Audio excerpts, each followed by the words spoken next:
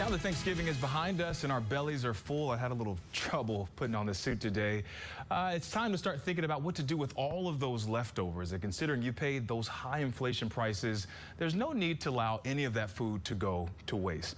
Joining us now on Morning Rush is to discuss the endless possibilities of turning your leftovers into creative dishes is Ashton Keefe, a nationally recognized chef and culinary stylist. Thank you for being with us today, Ashton.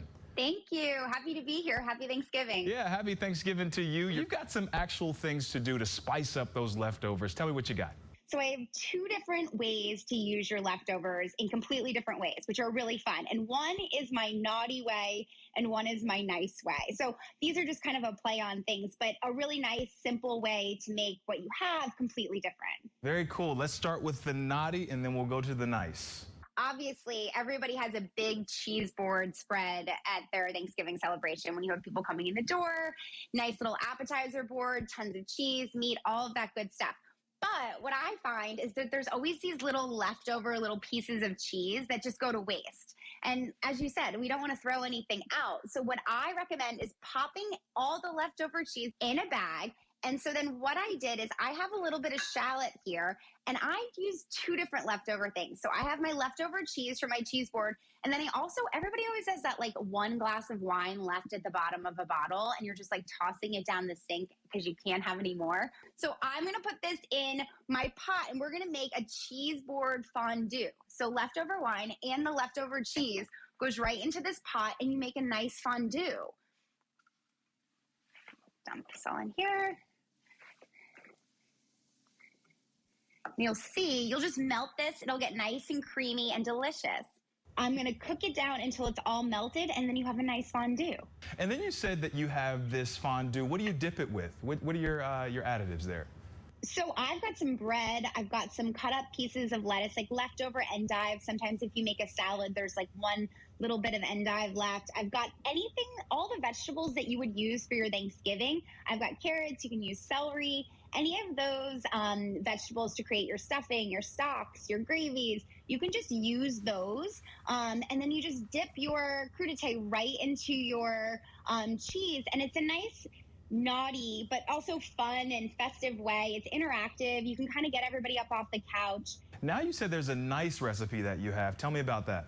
So this is nice. And again, you're using the same appetizer type board spreads that we all make that are massive, and you want to make them super Instagrammable and take pictures of them, but then there's a lot of leftover or waste that we don't want. So this is my antipasti salad.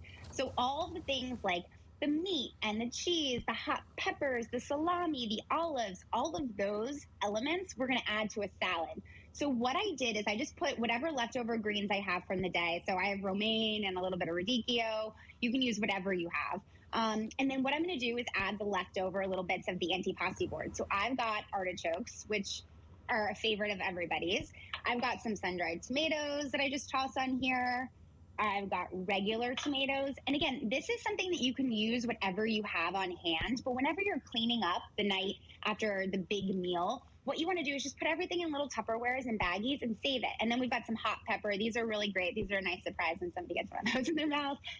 Super flavorful, a little spicy, nice pickling liquid with it. We've got olives. Everybody always has olives. Go ahead and just scatter those on your big, beautiful antipasti salad. And then little bocconcini, so little mozzarella. Again, if you don't have this, just use a little bit of the cheese from your leftover cheese board.